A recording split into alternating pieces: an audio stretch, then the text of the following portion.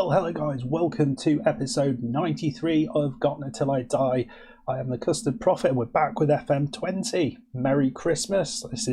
Should be released on Christmas Day, so if you are enjoying your turkey or whatever your traditions are, enjoy them from me, whatever that means. Anyway, it's been a little while since I've released one of these, and we are halfway now through the 2036 season, and I took on board some of the things that had been said. One of the things that was said in the last episode, and this is something I should have done a long time ago, is I've been focusing on the same tactic for so long. No wonder it's starting to creak a little bit. So I've looked to introduce a few more tactics. So we've got 3 tactics currently, which I'm kind of tweaking to try and get to a place where we can kind of swap and change between them, and we have familiarity with those from the team. Currently, though, at the minute, I've had to go back to the tweaked version of the old tactic, just because I'm just not getting goals with any of the new ones that I've generated. So, as we can see, this is where things are. After 12 games, we are currently 6th, which doesn't sound that great. But you look at it, we've only lost 2 games. It's just we've not been winning the games, which has been a little bit frustrating. We'll get into that in a second. Let's have a look at the transfers that we made at the end of last season. So I think I did mention these guys were leaving. So Camp and Nielsen have gone. So Andreas Camp I think he's still on a free. Yeah. And Anton Nielsen, he's also still on a free.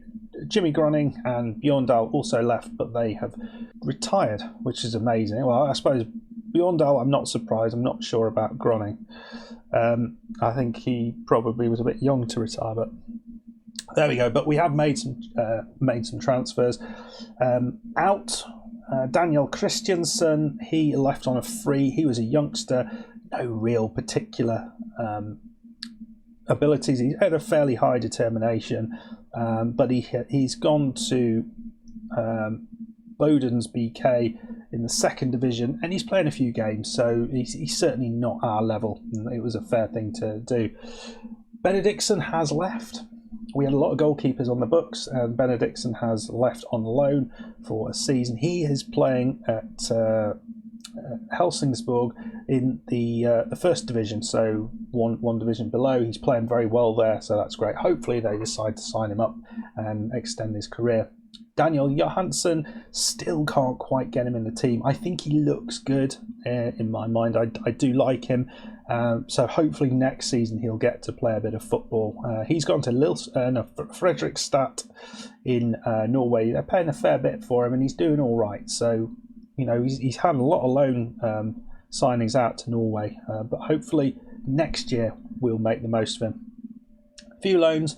Max Enblom, there you go, young Swedish centre-back, unambitious, not great. Robin Janssen, he's got a determined personality. I mean, maybe we'll get something out of him. I don't think he'll be at the level that we can use. Jurekovic, a Bosnian, left back. Balanced personality, determined. He's never going to make it, is he? Not where we need him to. And Bagari, who is a good striker that we actually bought in. Yeah, we bought him in. We'll have a look at him in a second, and he's one for the future for us. So and we were focusing on youth, focusing on young players to make this side a little bit better. And the first person we bought in was a striker. Since we'd lost a couple of the strikers, people like Paul and folks like that, we bought in this guy who is a target man.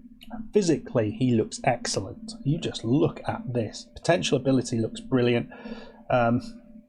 He's come from Göteborg, never played for them, but look at what he has.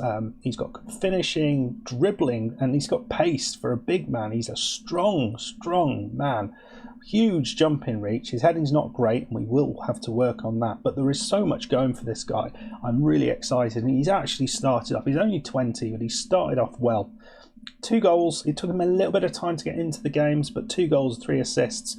Been really happy with him. I built formation where we can kind of use his strength and power a little bit more, or just tweaked the original formation to have him playing as a target man on support, and that has worked beautifully, and I'm really happy to see his development, his quick, pacey development. Next in, Jonathan, or Jonathan as he likes to be called, Asamoah. He came in from Asante Kotoko or somewhere like that. Yeah, for 65k, which is a ridiculously small sum of money for a player of this quality. Look at the passing here. He's pretty much what we want in that area, but he also has really good decision making. He's brave. He can make a decent tackle, but then good technique, good vision. I mean, this guy looks absolutely awesome. So we've got Asamoah as a really good central midfield option, and considering Samari left very recently, we were a bit limited. Moller, he is kind of not what he used to be. Simpson's left, and that leaves us with Ottercan or something, the other guy in there who's done well and is playing really well this season as well. So we've got a couple of really good players in that part of the pitch. Right back obviously was a bit of a problem, so because we've got rid of Nielsen last time, and we also had a player out on loan there. So we've still got the loanee, but we bought this lad in from Ilves, a young Finnish player. I think he looks pretty good. He can play in the centre, he can play on the left. Really good versatility, speedy. He hasn't quite got into it yet, but I'm pretty pleased with the signing, and I think he will be a decent player. He's certainly got room to improve, I think. This was probably the big signing, and again someone we're looking to develop. Lucas Olsen. It took ages to get this transfer sorted from Silkeborg. He's a Dane. He's only 19, but he's incredibly fast, great technique, and we're working on some of these other things. These have gone up into double figures since he's been with us, so he's developing fairly quickly, and I'm pretty happy with that. We're professional personalities. He's determined, so he should be picking up these things quite quickly. I think we were looking for someone who can play on that left side and do a job on that left side since Camp left, and we got Forsblom, who's not maybe of the quality we want. So we've got Olsen as a 19-year-old there, and Forsblom who can come in and out as needed. I think I'm pretty happy with that. And the last player in was this youngster Bageri, who is on loan at Falkensberg, who's going to get an opportunity to play a bit of football out there. Not doing a great job, but he looked pretty good. He looked like he could offer. He could maybe develop into something useful. So we bought him in, not too expensive. So I'm pretty pleased with the signings there. I think some awesome signings. Certainly the most we've spent in a while. So almost £2 million. No, just over £2 million spent. So that is a lot of money for us. Finances wise, that's going to take a chunk out of the sort of improving finances that we had. As you remember, there were a bunch of other things that we were doing as well. So we might need to take a bit of time just to work those finances back up to where they were. But they seem much more stable than they were in the past. We are bringing money in here and there. Right, then let's have a look. There's a few things to go through. Let's have a look how things went. We've had, as I mentioned at the start, it's been okay this season, but it's been a sort of season where we've just not quite got to grips with things. We've not played that well. We've created chances, some really good chances, and unfortunately, our main man Kanstrup is missing too many of those chances. So we need to do something about that. I've tried to alter his personal instructions to try and get him to maybe shoot a little bit more. Try and give him more opportunity, and on the game I did that, which was against Falkensberg. First time he was great, and then after that it's kind of gone back to the usual stuff. But let's go through where we got to. So a few friendlies were chucked in there. We had a fairly tough Swedish Cup game against a group against Brage, Eskilstuna and Göteborg. We got an easy win over Brage in the first group game. Kanstrup with a couple of goals, Henningsen popping up there, and then a disappointing draw against Eskilstuna. Just couldn't get the ball in the back of the net. Against Göteborg, they went 2-0 up early on, but we did push them a little bit. Mehmet, if you remember, he's the Turkish right midfielder. He did pretty well, and we ended up getting knocked out there, which wasn't great. So in the Eurocup 2 second knockout round, we played Lille, and this over 2 legs. This was a little bit disappointing. We just weren't particularly in a good place. There was a lot of players who had moved on, and we weren't able to get quite the strong squad together that I wanted for this. So that was a fairly big disappointment to lose like that over two legs. But we had a decent chunk of money for that. It would be nice to move a little bit further through, but it wasn't to be. So we started off the season in the main season against Elfsborg at home.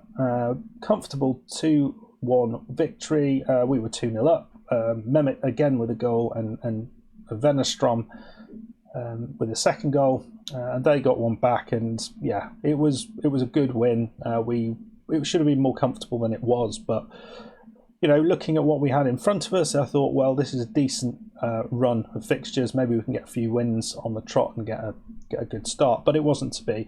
We played Örebro, and this is with a changed formation. We'll have a look at the formations in a second. Asama, our midfielder, got a goal early on, and then they scored straight away after, and that was it. Against Jönköping Södra, who have been very good this season, Kanstrup got a couple of goals, and it was a late goal that kept us in this game. But I felt we deserved more out of this, but we weren't able to take anything through this. And then we lost our first game of the season, a really disappointed loss to Hammarby. We were the better team, and they did what we wanted to be doing to teams. They took their chances, and we didn't take ours. So they were happy with that, and they were struggling at the time. So it was a good win for them. But then it didn't matter, did it? We beat AIK. Wennerstrom with a header from a corner, and we managed this game really nicely. We created good chances for ourselves and limited the quality of the chances for AIK, and we just kind of coasted into the latter parts of the games. AIK were having shots, but they were from distance. We know those can go in, but we did what we needed to do, and it was a great victory against AIK. So that's a big thing for this season. And then we followed that up with a creditable 0-0 draw against Häcken. Always a difficult place to go, and we did pretty well. So, not all that bad. Some disappointing results in that period, but not terrible, just not brilliant. And this is exactly what's happened in the last month as well. So we had that 4-1 win against Falkensburg. Kanstrup with 4 goals, absolutely fantastic in this game. Then away against Sundsvall, Kanstrup scored, and they got back into it, and it was a 1-1 draw, and I felt we could have got a little bit more out of that. An away draw against Norrköping, never a bad thing. We played pretty well in this game, but just drew it. Home against Sirius, 0-0 again. It was starting to get a little bit disappointing at this point, because we knew top-placed Malmo we were facing off, and it was 0-0 again in this until late on, and then it just went mad. 2 or 3 goals in the space of 3 minutes, which is, or 4 minutes, I suppose. But that is, a little bit crazy. We maybe deserved a little bit more out of that, given the quality of chances that we had. Kanstrup missed a whole load of them, and this goal here from Christopoulos was just absolute comedy of error defending. We just gave it to them, which hugely disappointing. And then so I was slightly worried about this, but then in this game we played really, really well. This was the best we've played, I think, apart from maybe the Falkensburg game. Great 3-1 victory. Ekstrom, Tinnerholm and Krebs. Nice Christopher Krebs getting a goal off the bench. He's hardly been involved. So we are 6th. I feel maybe if we can take the form from this game into the next period of fixtures, because you look at them, Kalmar, I think we should be able to win against. Elfsborg aren't doing well. We've got Göteborg, who are not that good this season at home. Then Örebro at home. Then it gets a bit harder, and then we get into our Euro Cup 2 third round game. The other news of the day is that the Swedish League has got an extra Champions League place. There is an extra European place available. So there's a chance maybe we could qualify for the Champions League. So that's where we are at the minute. Let's have a little look at other things. One other thing that I did notice recently, you can see we've got a C+, and that's, I think, basically because we weren't winning enough games. But I think in general it's going okay. I'm not too worried about it.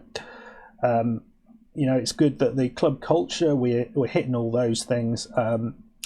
We are expected to finish in the top 4 places. That is where we need to get to. So that's a bit of a stretch. Other thing that I've noticed is we've got details on the youth candidates coming through, and you can see we've got a lot of wingers in the positives, and we look like we've got a top prospect in midfield. So that looks exciting. Maybe we've got a decent youngster coming through. Oops, sorry. Yeah, back into the club vision again. Training facilities and youth facilities have been upgraded, and you'll see the big elephant in the room. Yes, it looks like the stadium is going to be expanded. So I'm not sure if we can actually, if you get that information anywhere. I'm not entirely sure, but we have bought the stadium now. That was something that we were looking to do, and we have managed to do that this time, and we are now able to expand it. I can't remember what the details of the expansion were, but I will let you know as soon as that happens. We are going to be hearing about that from the planning stages will be completed in January, so hopefully we can then get a good maybe 2,000-3,000 seats would be awesome, just to improve us a little bit more. So as you can see, we're still trying to improve the what the team looks like, but financial wise, you can see this period here where we bought the stadium, we've spent quite a bit in the transfer market, we've upgraded our youth and main training facilities, so we need to just work this back up again. So we need another little run in Europe and just make sure we finish in the top 4-5 places now. But fairly happy with the way things are. You can see our £5.7 million spent there. Wow. Yeah, so all in all, it's pretty pleasing. So let's have a look here how people are doing. Team. So you can see in terms of goals, Kanstrup is scoring the goals as always, but you just feel, have a look at this. Given he looks like this, he is so much better than anybody else at this club, probably anyone else in the league. He should be getting a lot more goals. So that's something we need to figure out. But not that many goals elsewhere in the team, which is disappointing, because we've always been a team to get goals from elsewhere. The wingers really aren't working very well for whatever reason. Assist-wise, these are coming from various places. And you can see actually the majority of assists are down the middle. The wingers have really done very little assist-wise. And let's just have a little look at the average ratings. We've got a few greens there, not as many as I'd like, but the likes of Tinnerholm still being so important to us. Ulla Khan, he's been playing really well, and he's developing very nicely as well. So another very good central midfielder, pleased with that.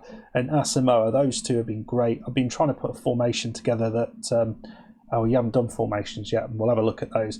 Yeah, that sort of deals with those. And you can kind of get them both in the same team, but we'll have a look at that in a second. Ekstrom, so another one of the new lads. He's done well. I've been pleased with him, and I think we've got him working well. Kanstrup, you can see he should be better than that. He really should. Venestrom, 7.11, and Christopher Krebs, he's not hardly played a game, but then there's a lot of people down here that you might expect to be doing a lot better than that. You just look at the likes of Henningsen, Bernovic, 6.5s. That's rubbish. Olsen, really not doing great, this youngster. Not great at all. The centre-back, Svensson. A lot of people who just are not doing the business. So it's a little bit disappointing in those respects. Right, let's have a look just at those formations before we go, what we've actually done. So at the minute, this is my modified version of our original formation, and you can see here we're playing Canstrup alongside Ekstrom. Canstrup here, we've popped dribble more and shoot more often on his as personal instructions, individual instructions. So that's what we've done there. And Ekstrom, it's a target man on attack, and those two are working well together. We've brought these wingers back a little bit, so we've got more of a flat three there with Olsen, Olakan and Brnovic probably getting the nod. I think that's been working okay. And Tinnerholm just in behind, typically. The back four, again, they are on automatic. The fullbacks, we aren't going too attacking there. And maybe that's part of the reason. Maybe we need to try and push some of those on. But I think once we start playing better, I'll maybe look to just bring it slightly more attacking. This is a formation that I've sort of put together recently, which I think might work. And let me know in the comments what you would do with this. So two fullbacks on attack with a couple of central defenders. But given we got so much strength in that centre midfield, it made sense to me to try and use the likes of Tinnerholm just behind behind Asamoah and Olakan, and use their passing ability then just to try and bring out the likes of our strike force. And we've got reasonable players that you can play up there. We'll be playing. I'm not really sure whether it's best to play the target man in the middle and the advanced forward on the side, or what. So let me know what you would do there, and what combination of forwards you have that you would put in there. The other one that I kind of put together is this kind of weird sort of just a 4-4-2 formation with it's probably quite similar to the previous one, but I've been trying to find something that's a little more solid than what we have with the other formations, which are a little bit more attacking, something to be more effective against the better sides. But this one still seems to be the one that is working best out of the three. Okay guys, well I think I'm going to leave it there. There's not been anything else I think that's happened. Yeah, what I didn't tell you last time, this is, I said we had got an affiliate, and this is our affiliate. So Husqvarna, who are a Div 2, or this is 4th tier side, and you can see currently we have given them this left back. He's been playing a bunch of games for them, doing really, really well. Jurekovic, Bosnian left back. So that's pleasing.